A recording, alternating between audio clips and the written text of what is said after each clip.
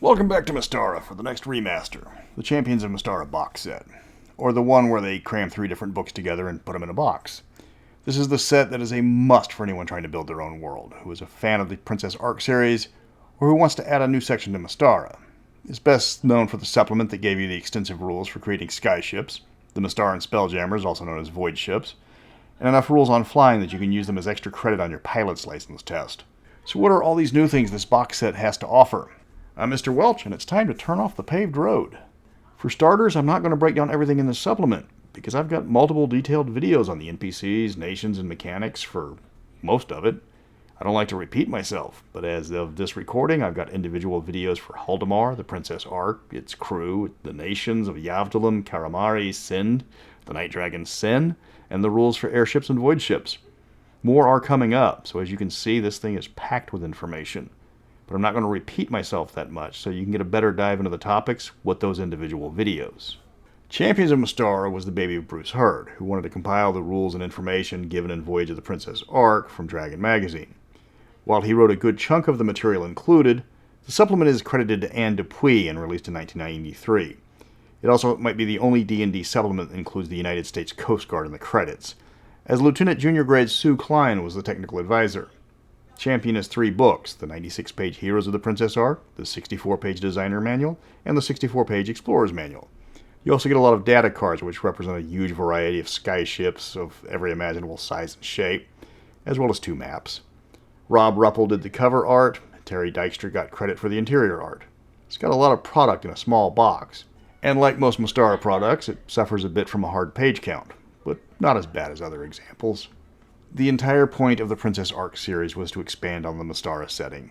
Bruce was tired of writing the Princess Ark, which was one of the most successful columns in Dragon magazine.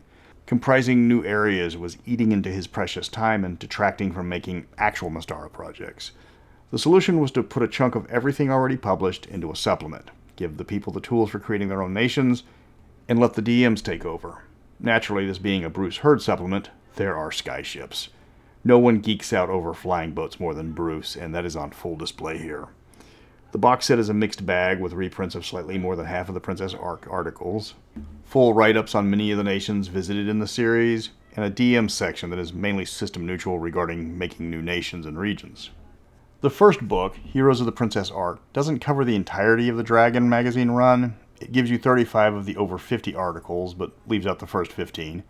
And it doesn't cover many of the First Nations Haldimar uncovers, like the Nagpa lands, the Unjatwa, or the section on the Afterlife.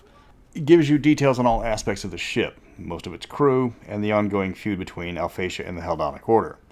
Sadly, it also leaves out Haldimar's epic rant about the poor quality of the cartography skills regarding Thaitian mapmakers.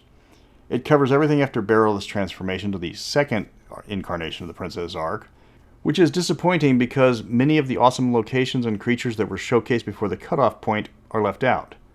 At least put them later in the book in the history sections, but no, they're dropped altogether. The Heroes book is a mixed bag, rather literally. The journal entries were meant for players. I mean, they were in the magazine, so people playing this have already read that segment more often than not. But then you've got all the stats for the crew and the ship, monsters, magic items, and things players normally don't need to be reading. It has stats for common Mystara creatures like the Rakasta and the Aranea, which could have been replaced with some of the creatures from the omitted Princess Ark articles. Champions was meant to be the starting point for another round of setting books, serving as the Dawn of the Emperors for an entire new line. Sadly, TSR was looking to cull settings, and Mystara was chopped along with Greyhawk in the mid-90s. So we never got the Heldonic Knights, Winds of Sind, or Swords of Windar. It was obvious where Mystara was going with the box set, and that was west. It retconned the module Quagmire out of existence. Not that there was much to get rid of.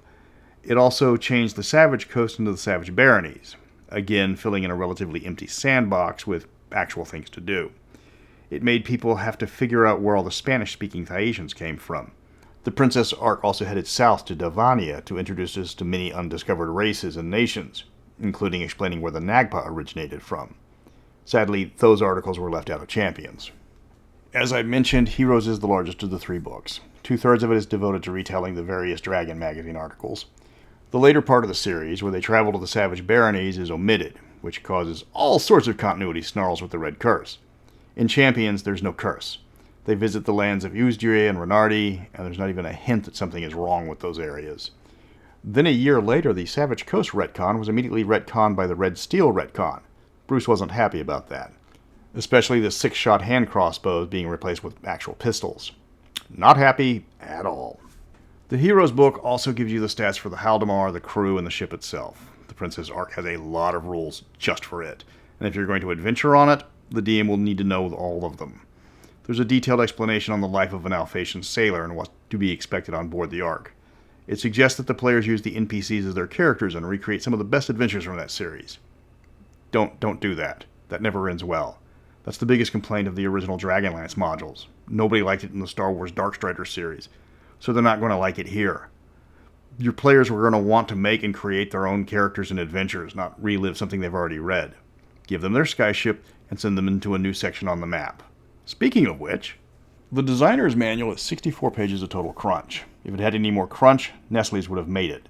It has all the rules for skyship design and how to build a new location. The book is divided almost equally between both of them. There's nothing for players to read here. It's nothing but instructions for the DM.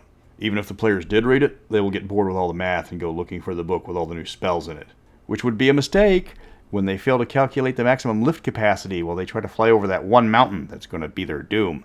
Should have paid attention to the crunchy parts, Danny. The rules for building airships are exhaustive. It's over 30 pages of what to make them out of, what spells you need, how they fly through the air, how much it's going to cost to build and maintain one, and how much damage you're going to take if you suddenly find yourself a bit too far to the left or to the right when you're aloft. Most players aren't going to care about all the math parts. They just want magic boat plane go zoom zoom when the magic word is said. In that case, figure out the skyship's stats and hand them the information sheet. If they want to supervise, find the math nerd and give them the ship construction rules. Want to see a mathematician's nipples get hard enough to cut diamonds? Give them the full rules sections for building skyships. They will need to calculate the size of the ship, the mode of transport, what to enchant it with, the materials required for the construction, the internal fuselage, the quality of the builders, and what schedule they have for building it. There's no secret rules here. It's all math. Send the book home with the engineering student and see what his class can come up with. I might be speaking from personal experience here. Then you get to the aerial combat rules. And you know how most games about flying ships fudge the 3D aspect of it and treat it like naval combat with flight stands? Champions of Mystara are not those games. It very much embraces the Z-axis when it comes time to throw hands, and bolts, and fireballs. They have rules for fighting at high altitudes, how to check for control loss, rates of ascent and descent, why fighting in a thunderstorm is a very bad idea, and how to get blown into space. The rules are comprehensive and detailed. It might be a bit too much for some players, but for people wanting more meat in their combat than the last Spelljammer supplement, this is it. Just be careful not to let this become a wargame simulator. It will alienate people there to talk with funny voices and cast Bargle's explosive gender reveal on unsuspecting villagers. There are 5 pages on why being outside Mystara's air shield is not somewhere you need to be. Though ascending that high is difficult, and you have to get either staggeringly unlucky or be hell-bent on leaving the planet to get to those rules. There's little information given on the 2 moons, but it goes into detail that only ships built to survive in the cold vacuum will last long. If you're at this point in the book, you're outside the scope of most adventures, but at least it gives you some rules for them. For most DMs, the World Builder's Guide is the part they will obsess over most. It's a system of charts so you can build up a new region with just a few die rolls or cherry pick and lie about rolling dice. This gives you the size of Mystara, 19,400 miles in circumference, which leads to all manner of questions regarding the length of the day and the year. Shouldn't their calendar be much shorter along with their days? A wizard did it. Just go with that. No, the math doesn't add up. Don't worry about it. The planet rotates slower for some reason without affecting gravity. Nobody wants to argue the math of the setting. Okay, quite a few people want to argue about the math of the setting, but this is a review video, not a math video, so skipping ahead. The next section involves the construction of a region and gives you everything you need, from terrain type to government to technological levels. Of course, mountains are the first thing they mention, like it would be anything else. The technological levels go from Stone Age to Iron Age, which causes a snarl because there are several nations well into the Renaissance, like Darrican and Glantry. So wing that where needed. Then it comprehensively discusses customs, trade, foreign relations, etc. You need this section if you're a DM looking to homebrew your own setting. If nothing else, it gives you a basic setup for individual nations and how they would react to any difficulty. The third book is The Nations of the Serpent Peninsula, and I've covered almost all of them in published videos.